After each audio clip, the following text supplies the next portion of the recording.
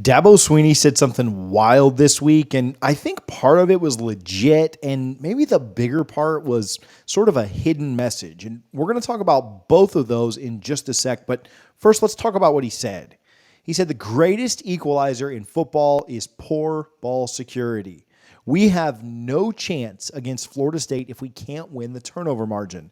We have zero chance. You can't hardly beat anyone when you lose the turnover margin.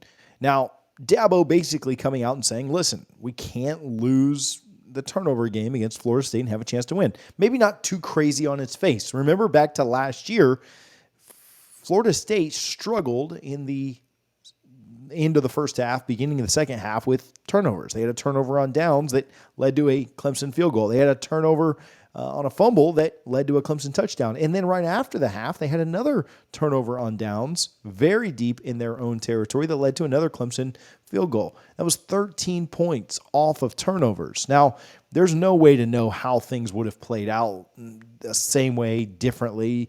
But on that fumble that led to Clemson going up 10 points, Florida State was driving. They had the ball around midfield, and they were only down by 3, and they had been moving the ball pretty well in that first half. And again, who knows how it all plays out from there, but Dabo knows that turnovers played a huge part in last year's game. Last year, Florida State actually outgained Clemson by almost a full field, 90 yards. And Florida State also played the cleaner game in the penalty department, committing 5 less penalties for 55 less yards. But turnovers killed them. And here's why Dabo ultimately said this. He knows how close the game was last year. It finished as a 1-touchdown game, and the Noles lost by 6. And he knows how much better Florida State has gotten over the last 12 months. And he also knows that Clemson isn't quite the same as what it was last year.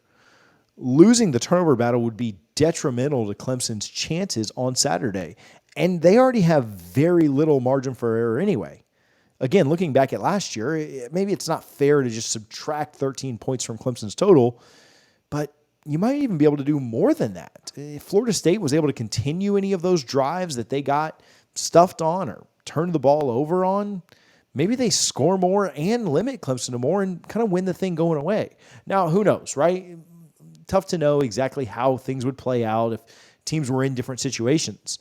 But I can tell you this, if Florida State doesn't turn the ball over those 3 times, I don't think you're looking at a game that the Noles lose.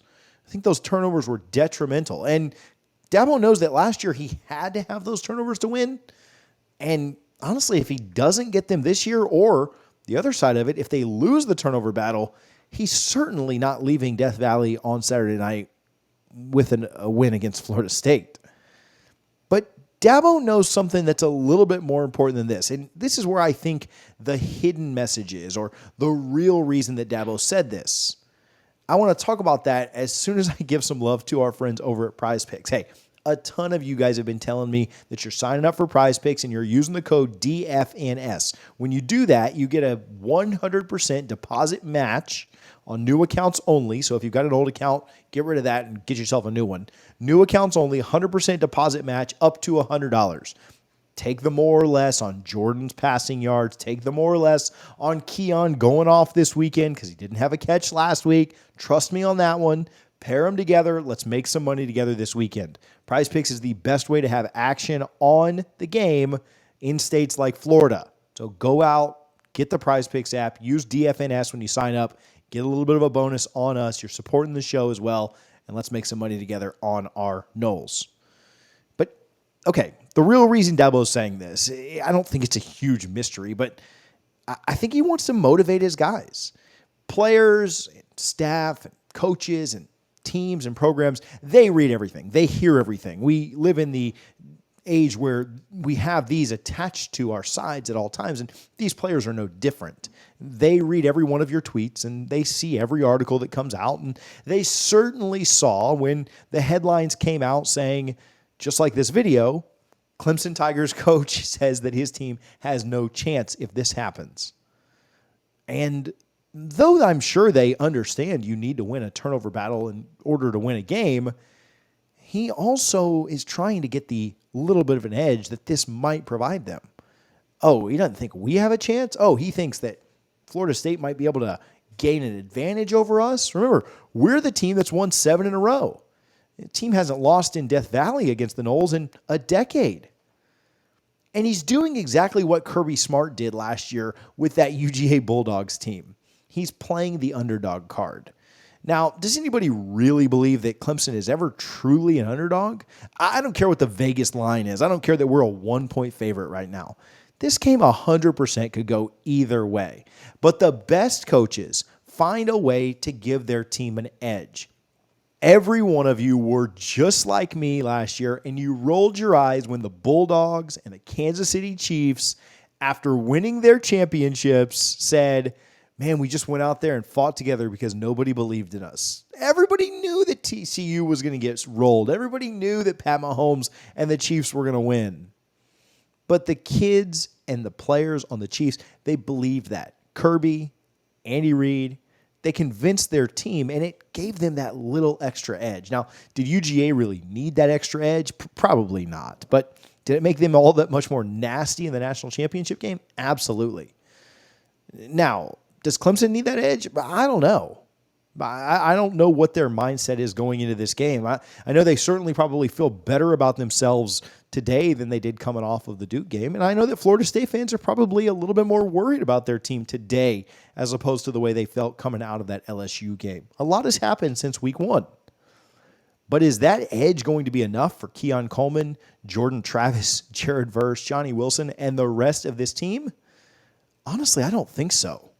I do not think it's going to be enough. But I certainly don't blame Dabo for trying. Florida State hasn't been stopped all year. They've honestly only stopped themselves. We talked yesterday about the BC game, where Florida State scored on 5 of 6 drives to start that game. Do you want to know what happened on the other drives? Do you want to know why Florida State didn't score on the other drives in that game? Well, the first one, Jordan Travis got hurt. The next one was because of a penalty where Florida State was trying to go forward on 4th down. The next one was due to a fumble. And the last one was due to an offensive pass interference. Now, the very last drive of the game, they were just trying to milk the clock, and they punted. But outside of that very last drive of the game, Florida State wasn't stopped by Boston College.